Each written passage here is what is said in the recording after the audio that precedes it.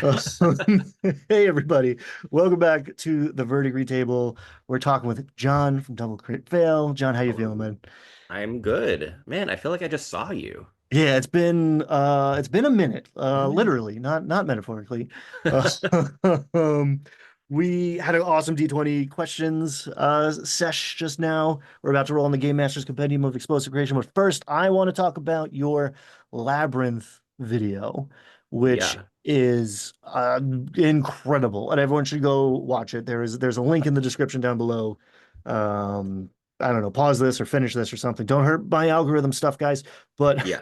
Watch this video first. watch that because man, it's good. And my experience with that video was perfect because I was having a conversation with a mutual friend of ours, double steel, Twin steel. twin Yeah. steel, double crit failed, twin steel, There's a lot long of night. The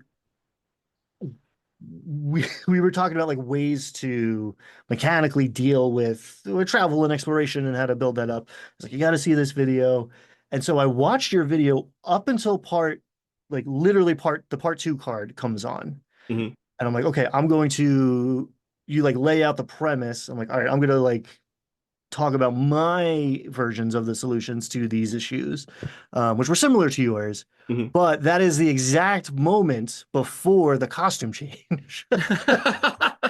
Yeah, the oh my gosh. Yeah, so for that video, I did a cosplay of David Bowie as in Labyrinth garb.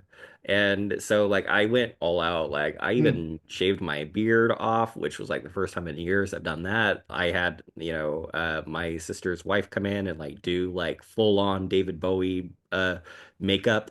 It was really fun, and I literally spent all night in a David Bowie makeup and wig until about 6 a.m. the next morning, shooting that video and doing costume changes. You served. Like you did the thing. It was great. It was incredible. And it was so funny to come back because you're wearing the shirt. Yeah. Right? And I was just like, all right, this guy's wearing like a funny shirt. Okay. Yeah, then I came back and like boom, full regalia made up. And it was like it was like skipping the last 20 minutes of Fight Club and then going back and watching the movie again. It was like You're like, did I miss something big? it was yeah, it was great. And tell the folks about your labyrinth system because I think that is pretty cool, honestly. I Oh, think thank you. Yeah, yeah. like I was just so really the video was just an excuse to make a video about Labyrinth and find a way to tie it into D&D. I was always more of But a like Dark Crystal guy myself, but carry on. they're both good.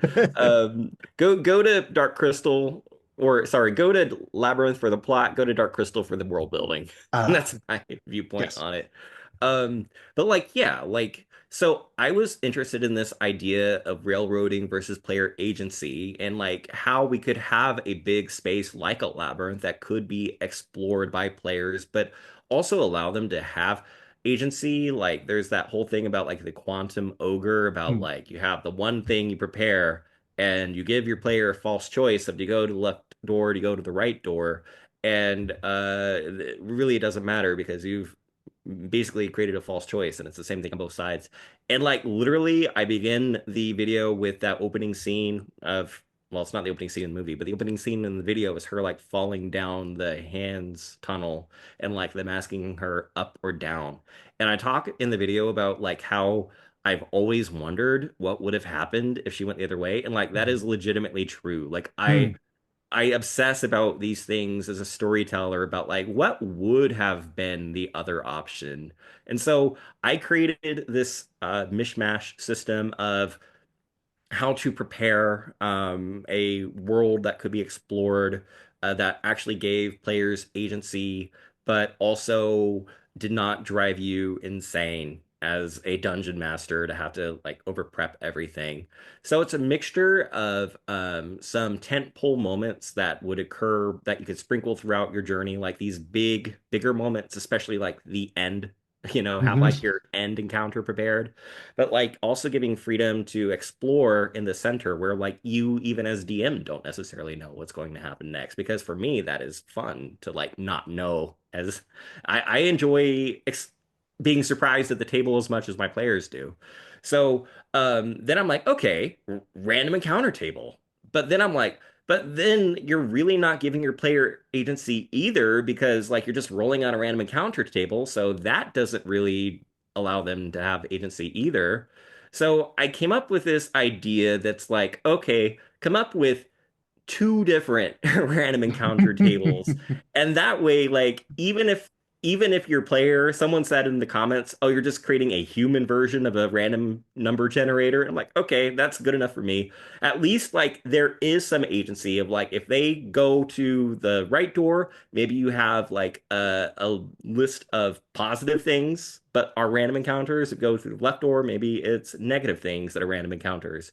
And that allows exploration. It allows agency, but you don't have to create like 1,000 different encounters. You might Mm. only have to create like 10 based off of like how in depth you want to go. So that was the whole idea with it. I'm obsessed. I love random encounters and Same. tables. So like this is why I'm very excited about what we're about to do right Oh yeah. now. So yeah, that's I'm all about like discovering things and finding out what happens and like col collaborative storytelling, having my players have a part in what happens at the table too. Yeah, beautiful. I'm afraid some people might have heard that your answer is to make twice as many random encounter tables, but you can also like just rip yours in half. You don't Yeah. need to double the amount of encounters. You just Right. need the bifurcation there of the Yeah. choice. Yeah. Instead of creating a D20, create two D10s. Hmm. And then there you go. You don't have to necessarily create more or like whatever number, whatever dice size. So Magic. Yeah, very cool. Check that out. Links down below. But for now, we're gonna play with some other random encounter tables on the Game Master's Compendium of Explosive Creation.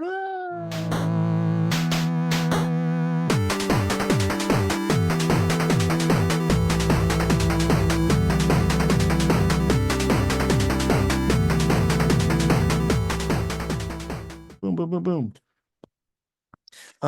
All right. So I believe you're gonna roll a D100 here, but did you perchance choose an archetype that you want to mess around with tonight? I did not. I'm leaving it all All up to right. whatever. Surrender So to the chaos. Roll me a D100, okay. please. So I actually have an Ooh, actual he's got the rolling one. All right, I'm D100. going to edit this So so it doesn't take 20 minutes because the sometimes only those golf ball ones will go forever. yeah, I'm gonna just give it a slight nudge because this thing is literally a ball. It does not stop. Okay, slight nudge, and we got a 54. 54 is a hermit. Ooh, okay. You happy with that? Interesting. Final Yeah, answer? I'm down with it. Boom. Hermit. All right, so we are going to. This is for game masters and for players. So we're going to start with the character side of the equation. And I'm going to ask you to roll one of everything. Okay. You can do it one at a time if it is easier for like space reasons, but it is way more fun to roll a fistful of dice. All If right, I'm just gonna roll a fistful of dice. love it. Okay, what I'm going to I've ask you for got the D20 to start. the D20 is a 13. 13. So this is our character's drive, dream, or aspiration. This is our motivation. So our hermit here is hoping to participate in a cosmic order they discerned. Ooh, That they discerned. yeah, interesting. Participate in comic order they discern. So I'm getting like, Got a lot of free time, I guess, to contemplate the universe as a hermit. yeah, I mean that's why you get away from everybody else, right? So you can go. It's the contemplation. That's the benefit. I'm getting real like I just have this flash. I guess it's the cosmic of it. I got this flash of like Ogma and like the giant telescope. He also got me like primed for Jim Henson. Um, okay, let's see how that connects. Participate in comic order they discern. Rerolls are also an option if if we bounce off of things, but No, I'm down with it. I'm thinking of like someone who's like, kind of exceptionally brilliant, who like just doesn't have time for other people because they are obsessed with this other thing, and like it has completely engulfed their life, and they don't want to do anything else. They're just hyper focused on this cosmic order that they have discovered. hmm, I like that because that informs role play a lot too. It's like I care about one thing real hard. Yeah. And maybe not so much other things. D12 is going to be our call to adventure. Okay. Why do we leave the hut with the telescope sticking out of the roof? I think this one is the D12. Yeah, it should be. That is a 6. D12 is the one that looks tasty. Six, esoteric teachings of their order unlocked. That goes right into what we just said. We figured something out. Esoteric teachings of their order unlocked. Cool, cool, cool. His order of one, or their order of one. Yeah, it feels yeah, very It could be that that like they've discovered some kind of long lost text or something like that with like a mysterious origin, like a tablet with an undecipherable language or something like that. So then he's had to like dedicate his time to like uncovering the truth of it. And that could be the obsession as well, as he knows that this is the key to the gate of this cosmic secret. and we got order in both. There's two kinds of order, right? In my mind went to like the organizational structure of it all. Oh, But esoteric teaching of the order that we were like obsessed with too, maybe. Interesting. I'm getting like Modron vibes all of a sudden. I'm not All familiar right. with Bone Drawn. What's that? You're what kind of vibes are you getting? Modron, the order guys, the little like clockwork Oh, eye okay. dude. Got it. Yeah, I'm not familiar with them. Oh, it's like I don't know the plane of order mechanists. They march. I don't know. I've never like run them. I'm kind of like not sure what to do with them, but they're Uh-huh. like lawful neutral back when like alignment was really important. So they want to like you figure the enemy of chaos is good, but like pure order is actually terrifying because it Oh doesn't yeah. for Like humans that doesn't make sense to yeah. us. I mean, like fascist regimes are order, Yes. but that doesn't mean they're good. Yes, exactly. The trains run on time, but you're not gonna like where they're going. Uh, God. hi-oh, too close. D8. Uh, Potential growth or character arc. Okay. What number is that? No, the D8. D8. That is an 8. Eight on the D8. From toxic humility to self-actualization. Oh gosh, that's like their character arc. Potential. So it's like I Okay. almost didn't I went back and forth with including this or not, but I think having an idea of like how maybe your character can develop allows you to like kind of lean the other way to start and Hmm. like look for opportunities. So I think this is maybe the one that like some people it's their favorite entry, some people it's gonna fall by the wayside. Yeah. But No, I think it's good. Like because, that's the whole reason we tell stories is to like see how characters change. hmm So, it's a little bit like calling your shot in a way. It always doesn't manifest, but it gives you an idea of how to have your character grow and change. And then you could kind of play around with having that slow growth as your character levels up of like because in the beginning, this person is a complete jerk, isolationist, doesn't care about anyone or anything other than like he always thinks he's the smartest person in the room. And then he slowly discovers that he doesn't have all the answers, and that people that he overlooked or took for granted or think are completely dumb maybe have wisdom that he's blinded to because he's so obsessed and he can't see the broader world outside of himself. I've met this guy. Do you have any sense of like class I or mean, like like other details coming in? it feels like a wizard. Yeah, I would agree with that. Maybe an artificer, but I mean, or there are other options. Like you could go cleric, like maybe this is a religious order, but Hmm. I definitely feel like the most obvious answer to me is a wizard. That doesn't mean it's the right answer, but Hey, this is your character. I'm just along for the ride, man. yeah. Um, I really like the idea of like they believe they're used to being the smartest person in the room. One, because they're smart, but two, because they're used to being the only person in the room. So to Okay. like and there's different kinds of intelligence too, right? Like Yeah. yeah, we're obsessed about the cosmic order, be it like the machinations of the weave or Hmm. I don't know, the outer planes or some such. But Yeah. the yeah, maybe the emotional intelligence is not quite as strong. Maybe Right. the human Like interaction's a little weak. completely analytical, not emotional at all, and yet like emotion and relationships are kind of the key, and they need to slowly discover that. I like that a lot. Okay, so we got a pretty good wizard lined up. We're gonna switch over to the next column and start to do like a little bit of like the connecting to the world side of things, which is Okay. almost uh silly to say with the hermit. But D4, we're gonna get a friendly faction. That is a one. One, the sagacious. I don't know if I ever said that word out loud before. I The don't even know what sage. that word means. It's like sagey, Okay. sagacious circle, sagacious. Isolated scholars who exchange letters on research using birds. Ooh, I like that. That is cool. Yeah. I think that fits in. Like we have established that they are hermit and that they hmm, maybe like it can go back to that mystery of he doesn't know. This could even be warlock now you think about it, but I'm gonna stick with wizard.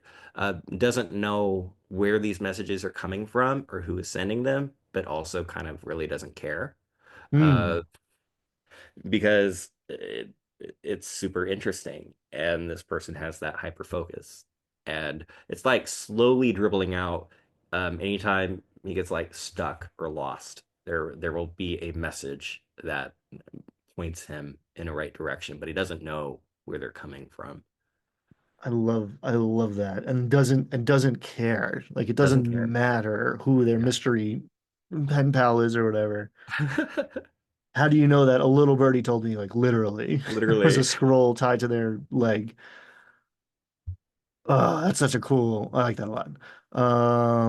Okay, maybe the one person we have any interaction with whatsoever before we join this party. D6, asset or ally. Two. Two, Jacavale, amicable tinker. You never know where she'll turn up or what she'll have to trade. I mean, like that makes sense to me because in my mind, this is someone who like literally never leaves their house or hut or whatever it is. And so like they are their basically Amazon of getting stuff delivered to them. Like the necessities, like I need this specific thing, but no way am I leaving the house for this rare crystal. Like maybe like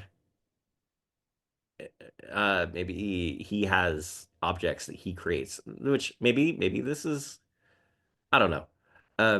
Or maybe it's knowledge. He gives this person knowledge in Hmm. exchange for these items he needs.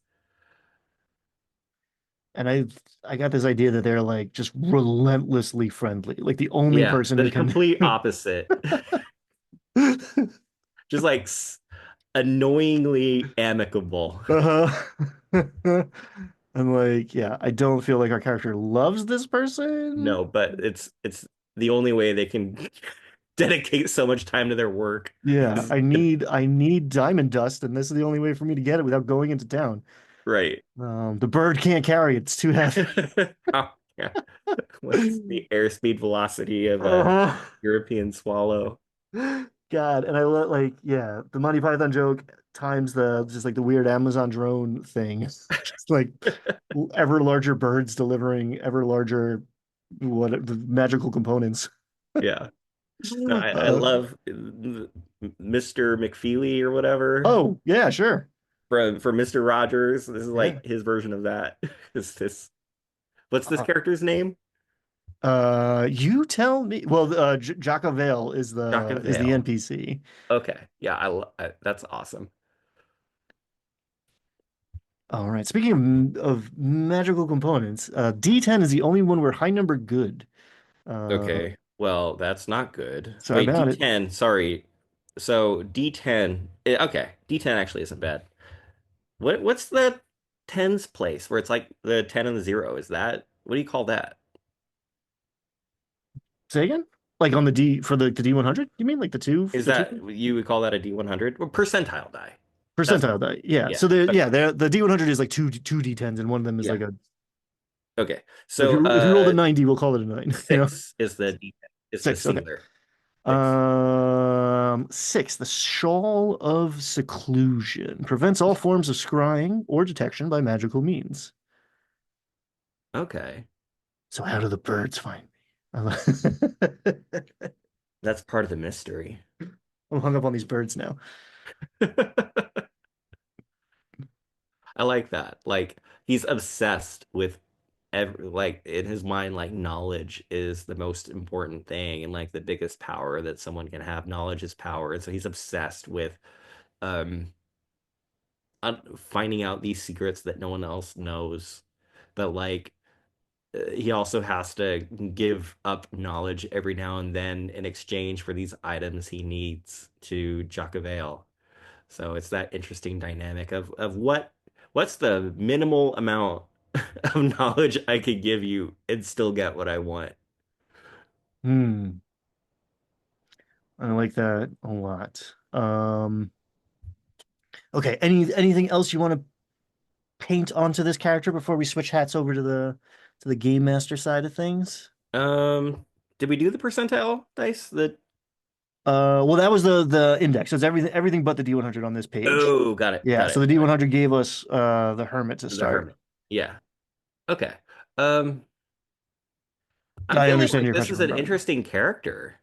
And then like I can totally see a character like this having to very reluctantly become part of a party because he is unable to get this one last thing or this thing that he needs by himself. Um, and the idea of someone having to go from completely analytical and isolationist to more relationship based and emotional, that to me is a very interesting arc. Yeah, I feel like the moment we've realized we couldn't do it ourselves, it takes a party to do the thing was like devastating for us. Yeah. That was not a happy day. We're like, ah, shit, I can't do this. That But the order of the cosmos is telling me I need to go find a fighter and a rogue. Oh no. Yeah. And it could even be that this arcane cosmic order or something like this, and I'm becoming like the DM world builder, is like somehow evil or this malevolent force, and he doesn't either doesn't notice it or doesn't care. And then he discovers either discovers the cost of what it truly is, or has to come to a decision point of he's slowly learned about like relationships and like actually is warmed up to his other party members, and there becomes a moment where he either can get what he wants and what he's like been driven to do this whole time, or he has to like save his friends, Hmm. and it gives like that choice. I feel like that's interesting. I love that. Hold on to that. Okay. Am I I'm getting ahead of myself. As we switch over, no, that's good. That means it's doing its job. Yeah, there's a point where you can be like, I have great ideas now. I don't need this anymore, and that's perfectly fine with me. Except for on my show. Uh, so we're gonna roll D6 Okay. four times on this side. So All I don't right. know if the players get to see this during character creation or not. Most tables probably not. Um, Am I rolling them all together, or am I just giving you can you? roll them all together. You can roll them one at a time. I'm gonna Okay. ask for them one at a time. But Okay. rolling a Yeah. fistful of Well, dice I is only always got fun. one d6, so Okay, cool. Roll I, your 1d6. I was trying to figure out if I need to do math in my head. No, no, no, no. Five is the first one. Five. So this is an antagonistic organization, a group that doesn't love us. Oh Okay. God, the murder. Crows remember faces, and for Oh some no, reason, these crows hate yours. that is very interesting. I, the birds, man. I'm getting weird, like Hitchcock vibes now. Because we had established, oh, you know what it is? Like carrier pigeons, Mm, like they keep getting attacked by the murder of crows. I love that. You just like Like roll initiative so against a he's so crow used every so often. so used to getting these messages, right? And then they stop coming, and he starts like finding. Well, again, I might be getting ahead of myself. Anyway, No, the run crows with it. are beginning to prevent these messages from appropriately being delivered. I like that. And then like who do the crows work for? I also Yeah. had this image of like he just grabbed a crow one day and was like trying to find the message on his leg, which was not there, but Uh-huh. it was not a cool experience for the crow, and he told his friends, and now the crows hate him. Uh, but I'll always go for the joke. I'll do the bit. Um, yeah. And the cool thing about birds is they can, I mean, I guess not down in the dungeon, but like they're gonna follow you around. Whatever city you go to, there's gonna be birds there. Yeah. Um, Have you seen the show From? no, actually, Okay, don't so even. it's a really great show. I don't even know what it streams on, so I'm not plugging it because I don't know. But it's a very interesting show in which, like, imagine if you were driving in your car and you came to a tree in the middle of the road, and so then you turn around and you start driving the opposite way and you come to a town and you just pass through the town, and then you come back to the same tree in the middle of the road, but Hmm. you've gone the other way. And so then you turn around, go the other way. You go through the town again and come back to the tree. And it's like, no matter, you cannot escape this town. Hmm. And bad things happen at night in this town. And every time you come to the tree, like it's the other trees are just full of these crows. So that's the image that comes to mind is like just this terrible omen from these crows. I like it. Evocative. Yeah, Yeah. If your dungeon master is describing a tree covered in crows, that's never a good thing. that's it. That's all you really got to do to set the tone. Yeah, we did my the guy who his name is Nick, he runs a lot of games for me. Luckily, we have more than one DM in our group. He ran a game of Dread, and it's like a horror game in which, like, instead of rolling dice, you actually pull out Jenga pieces from a Hmm. tower. And his whole story was like we were on a camping trip, and like magpies were like killing us one by one. It was this it I still have like flashbacks to some of the scenes that he described of the way that these magpies were mutilating us. So, Yeah. If you're working it, like a CR 1/8 creature can be terrifying. mhm. More if there's enough of them. Um, all right. D6 is Okay. going to give us a rival or an enemy. Six. Six, Crazy Abe, recluse, who gives all hermits a bad name. Oh Maybe gosh. crazy like a fox, though. Hmm. Is this the guy that's eating my bird? I didn't know that hermits had like such a Have social rivals? structure community. You're giving other hermits a bad name. He's like the what is it? The prepper. Oh God, yes, yes, yes, yes. He's got like the bucket of Mexican food and stuff.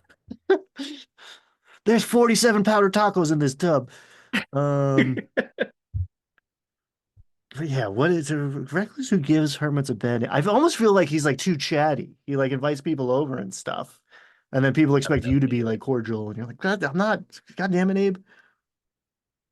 Yeah, I can see this being more of like a comic relief type of character because like we have so much tension built in with some of this stuff that I feel like that could bring some levity. I just wonder, Like you said, does he like come over and like ask to borrow sugar or something? Like, how Dude, do they communicate? you're a terrible recluse. Leave me alone. Yeah, do you know what a hermit is? I told you, Stop telling people you're a hermit. You're too social. because it's not necessarily like, oh, this is the BBEG. Like the Yeah, players will inevitably make him it's so a probably. foil. But like, yeah, it would be much easier if you could just like kill this guy. But like, that's not what we're talking about here. Right. Oh God, I like that. All right, D6 evocative location. Okay. One. One, the winding stair, miles of steps leading up a windswept mountain to a wise man's cave. Ooh. You know, maybe crazy Abe. Like if you're finding an awesome place to set up a hut, sometimes like on a mountainside, there's so many places you could pitch up a tent. It's like you found the perfect place, but unfortunately, it's the only other place on the mountain with a neighbor. Yeah, I love like the miles of steps, like climbing this, rolling for random encounters. You finally achieve your goal. It's like you're expecting like the dungeon entrance or like the mysterious wise man, and maybe they're there, but Abe is also there. And how did he beat you there? Right. Damn it, Abe.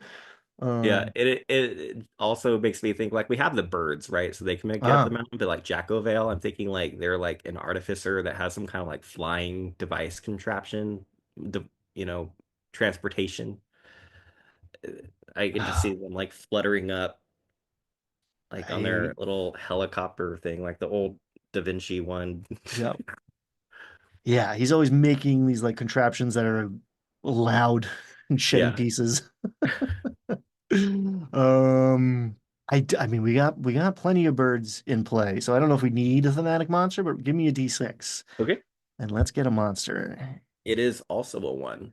One, cavelings. Whisper promises of wisdom to lure unwary deeper into darkness and danger. That ties a nice little bow on the beginning of all this. Yeah, it's like light versus dark. You got mountains and sky versus caves, like this very open, airy, cloud filled blue skies, and then like these very dark, scary places too. It's a good yin yang thing. Mm-hmm.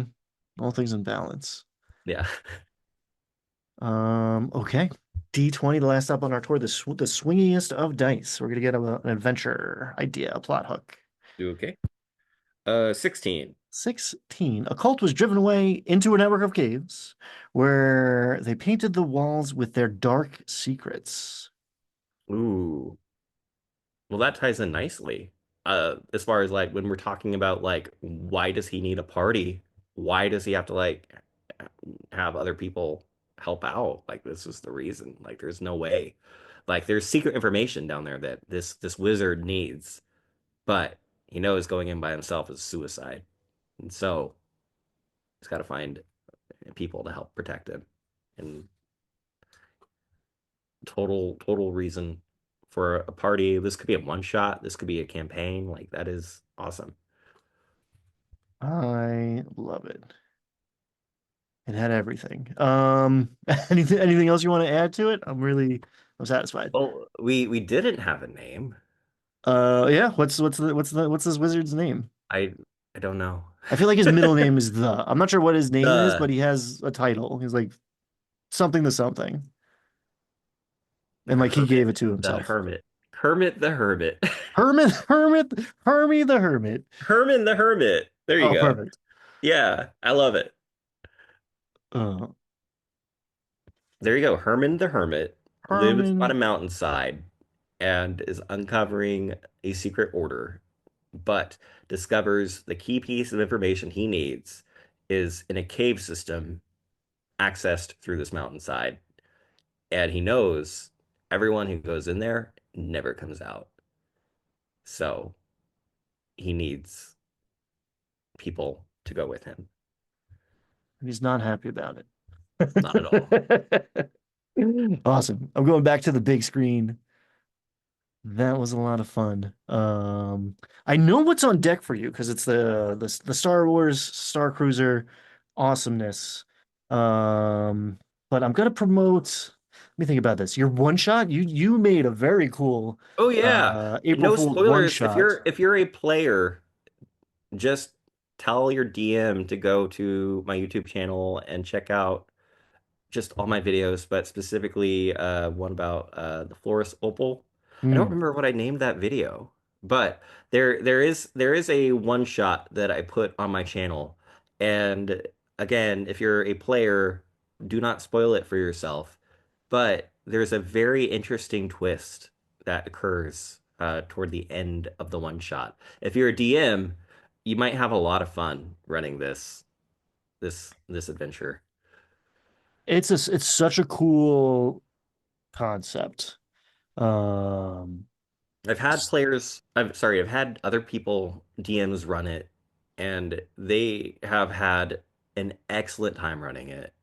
Um, there's a bit like not to give too much information in case like there is a player who wants to one day try it out and send it to their DM, but there's a little bit of trickery that the DM has to do in the course of this one shot. I'm not gonna say anything about what it is, but it's one of those things that like could go right or could go wrong. And every DM who has ran this shot, the trick has worked out fantastic for them, which makes me so happy.